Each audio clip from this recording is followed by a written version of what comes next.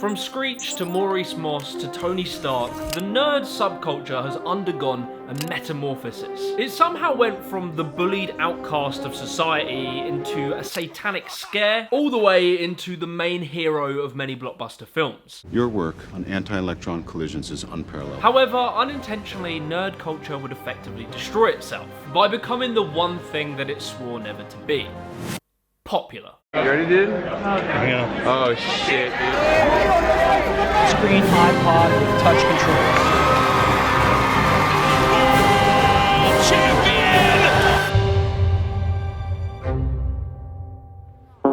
So when it comes to the term nerd, the origins of it come from Dr. Seuss, from a book that he wrote called If I Run a Zoo, written in the 50s. By the early 60s, the term had spread. It was being used to describe a certain type of very bookish, socially inept person. Goddamn nerds. Nerds!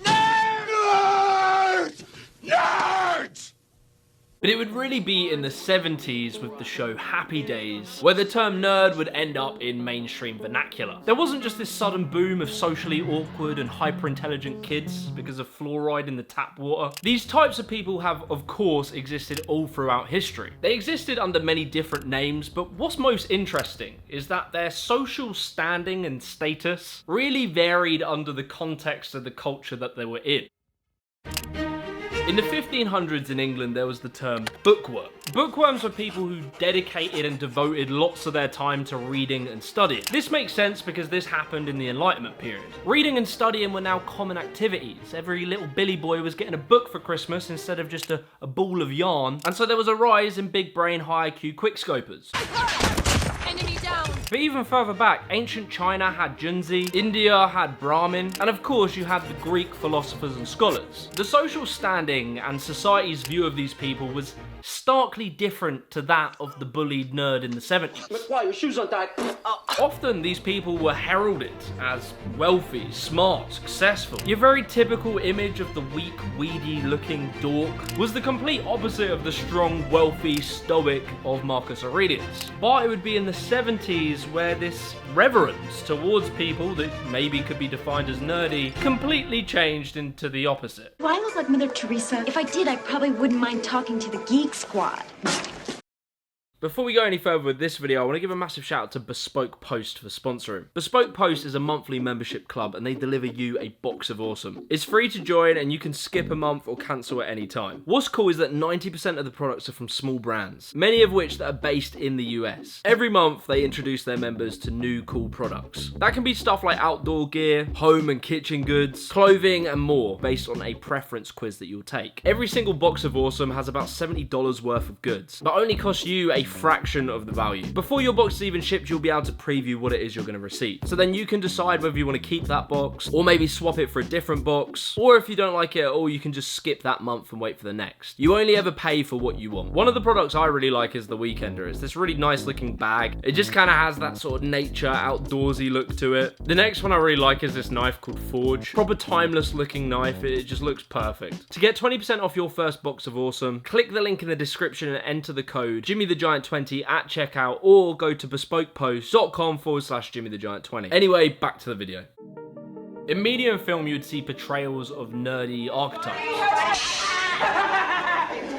what's wrong with your glasses? It was around this same sort of time in the 70s where you were having a rise in things like science fiction, fantasy books, comic books, tabletop board games, collector culture, as well as the emergence of hacking, coding with computers. And so there was becoming a number of interests and hobbies that would become the backbone of nerd culture. This costume is the uniform that I've designed from the film project that I'm working on, and it should be noted that this is only a prototypical version. What is it about these interests, particularly in that era, that caused people to look down on the nerd? Well, I think it has a lot to do with what society and culture was like in the 60s to the 80s, what success meant and what industries were leading at the time. This was like the golden age of marketing and advertisement. You were seeing industries such as real estate, automotive, insurance, entertainment, media. All of these industries tended to have a very particular type of person that would be successful in them. Prize is coming.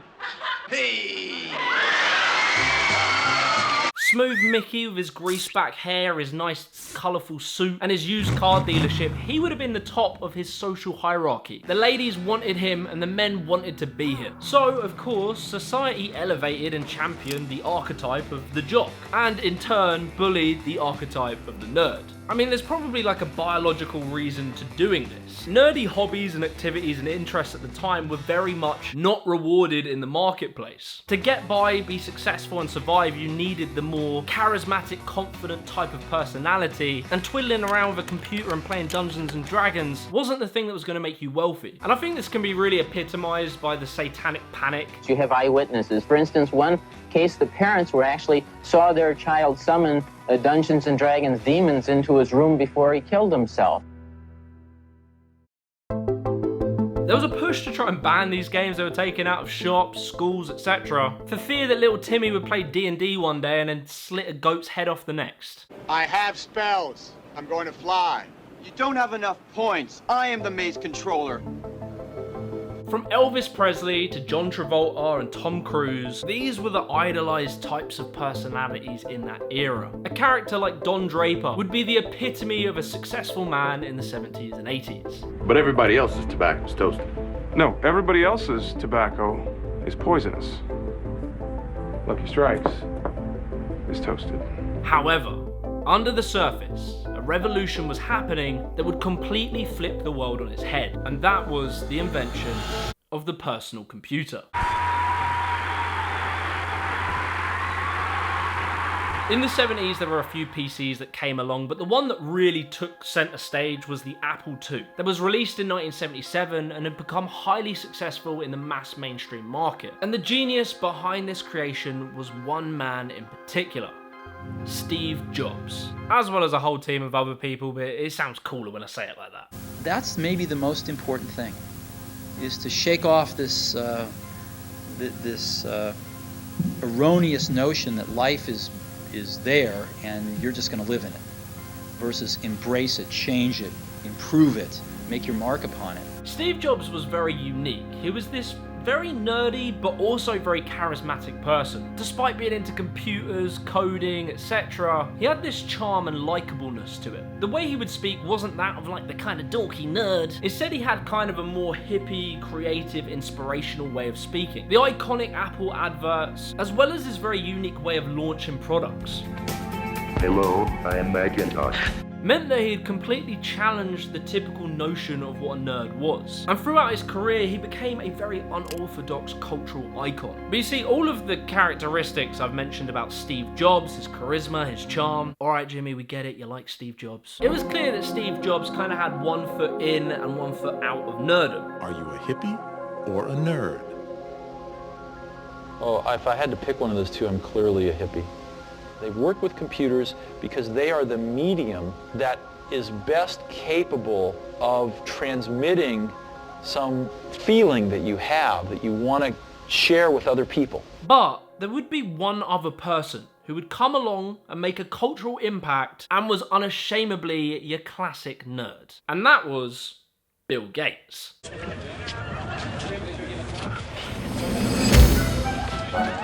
So the microprocessor, the chip that drives it, improving so rapidly that any access to information or processing of information would move into the PC, and it would be the tool of the information age.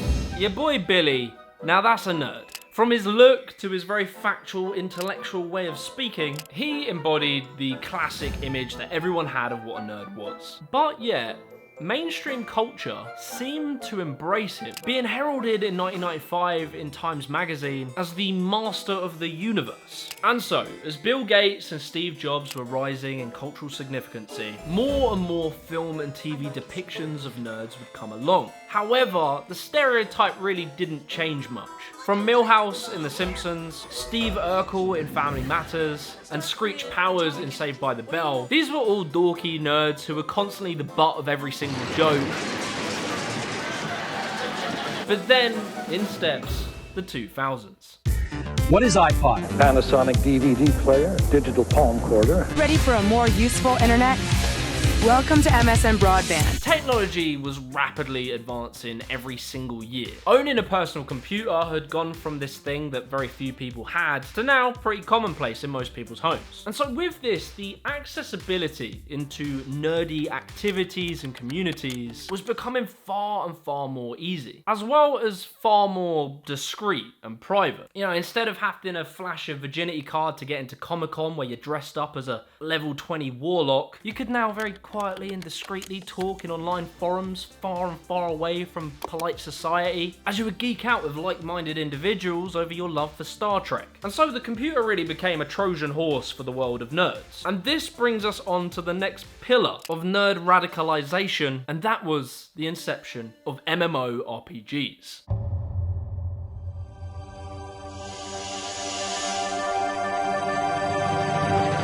In my opinion, there was one game that really opened up the floodgates into the world of nerds, and that game was RuneScape.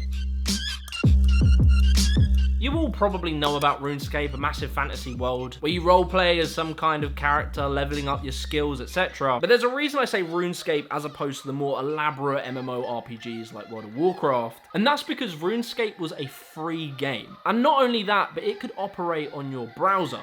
Man, playing RuneScape there?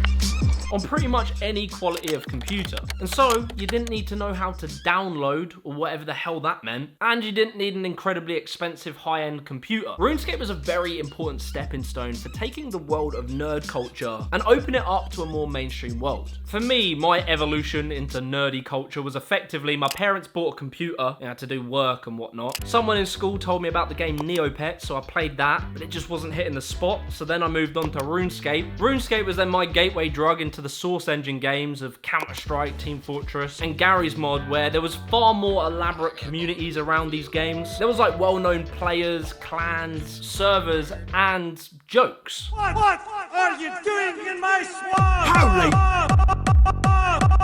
These very niche jokes that typically existed in video games would go on to lay the foundations for meme culture. And so in the 2000s, meme culture was massively spreading. You'd have things like Trollface and of course Forever Alone, which I think really embody the typical mentality of a nerd. Trolling being the enjoyment of making people look stupid, and then Forever Alone being the acceptance that we're never going to get laid. Websites like 4chan, Reddit, Newgrounds would really help proliferate meme culture. But into the late 2000s, things were changing very suddenly. These previously more isolated communities that were siloed away in different parts of the internet, like whilst I was double door banging someone down mid on Dust 2, someone else might be...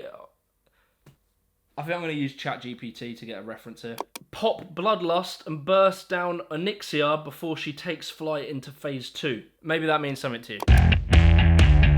This would change where things like Reddit and Tumblr and then more mainstream social media platforms like Facebook, Instagram, Twitter and YouTube would become more and more popular in the early 2010s. These platforms were far more centralized. If you're on Reddit, you might have a bunch of different niche subcultures that were starting to experience some more connectiveness. So as the visibility of these fandoms grew, the mainstreamification of nerd culture was truly underway. Those aren't your regular tourists. Those are zombies, ninjas, and villains. But don't worry, you're safe. This is Comic-Con. But it wasn't just this. There was a few other very important cultural phenomena that took place in the 2000s that would lead to the 2010s nerd boom, such as the success of the film Iron Man, which led to the insane rise of superhero films that we unfortunately have to put up with today. I humbly present the Jericho. Iron Man really changed the archetype of the typical nerd. Tony Stark was depicted in this kind of suave, sarcastic, hyper-intellectual person who was a bit snarky. This archetype would become massive in the world of nerdy films. You could see it in the reboot of Doctor Who, along with Sherlock Holmes. Molly, coffee, thank you. What happened to the lipstick? It wasn't working for me. Really? I thought it was a big improvement. Mouth's too small now. And of course, Sheldon Cooper in the infamous Big Bang Theory. Any questions? Of course not. Big Bang Theory was a true portal into nerddom. Overnight, every single popular girl in school had fundamentally transformed their entire personality into being a nerdy girl. They would put on their big glasses that had no lens in them as they typed away furiously on Tumblr, sharing memes and declaring their love for various fandoms. But at the same time, we were still seeing your typical nerd in films like Superbad with McLovin, but that was starting to become less and less. More so, films and TV would often show nerds as this cool, quippy, smart ass, which for every single nerd of the 90s and 2000s who grew up being bullied, this new archetype to them was very popular because it kind of represented a retribution. Big man in a suit of armor. Take that off, what are you? Genius, billionaire, playboy, philanthropist. By now it's the 2010s, and the video game industry is growing and growing. And now there was a new game that was becoming the doormat for people to come into the world of nerddom. That being Call of Duty. Group 11 right here by the door, please. Group 11.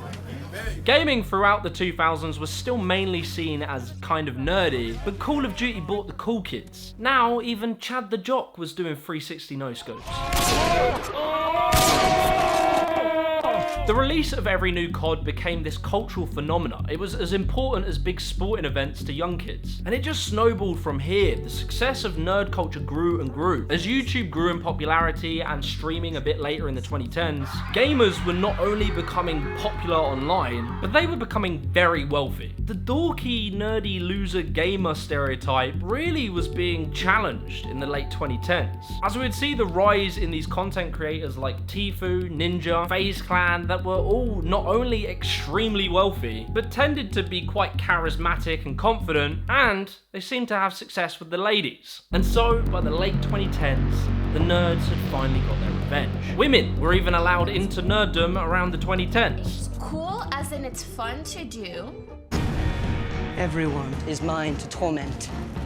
And so, along with Call of Duty, we were seeing more and more nerdy franchises becoming mainstream. Game of Thrones, Avengers, Fortnite, Minecraft, these things were breaking financial records and were becoming wide-reaching industries through things like merchandising. But there was a problem. With all this success and popularity that nerd culture had achieved, nerds were kind of experiencing an identity crisis. If nerds were no longer being bullied, ostracized, and rejected by society, but in fact championed and celebrated and were now cool, then what really was a nerd anymore? I've never been so overwhelmed by so many fans ever in my life. There's so many of you guys here, it's so awesome. It's really interesting to think on why. Why so suddenly did society completely change its opinion on nerds? Well, my theory is that the social marketplace changed. As I explained earlier about the 60s and the 80s, charisma, confidence, charm, sociability, these were all the key characteristics to get you ahead and successful in mainstream culture. Sitting in your mum's basement, necking Mountain Dew and playing Dungeons and Dragons was not. But as technology advanced, computer literacy became a very important and valuable skill set. Bill Gates, Steve Jobs, Mark Zuckerberg all became owners of mega corporations. Silicon Valley dominated the market, tech startups were popping up left, right and center, all of these things becoming more profitable than anyone had ever imagined. And so the old archetype of the charming, smooth, suave socialite wasn't made redundant, but it was definitely not as important as it was. And so society's opinion on nerds changed. This is LARPing. Get back from the green menace! Oh! Nowadays, nerd culture still exists, but the term, it doesn't really work so well now. The homogenization of interests has really made it hard for people to clearly fall into categories of interests that could only solely be defined as nerdy. I mean, you can see this with the new wave of gym bros, which I made a whole video on, who very often come from pretty geeky and nerdy backgrounds. They might enjoy video gaming, they get really into the science of bodybuilding, but yet, physically, they look more so like the traditional jock. The mainstreaming of counterculture is a part of any subculture's evolution. I mean, you just have to look at hip-hop, punk, hipsters. Typically, the characteristics that bring people success will be accepted by the mainstream. But I'll end on one final thing, and that is that the nerds made it. So next time you're out and about and you see a nerd, make sure that you look him in the eye, shove him in a locker, and take his lunch money. Big up your nerds, we love you. If you enjoyed this video, be sure to leave a like, subscribe to the channel, and watch this video right here.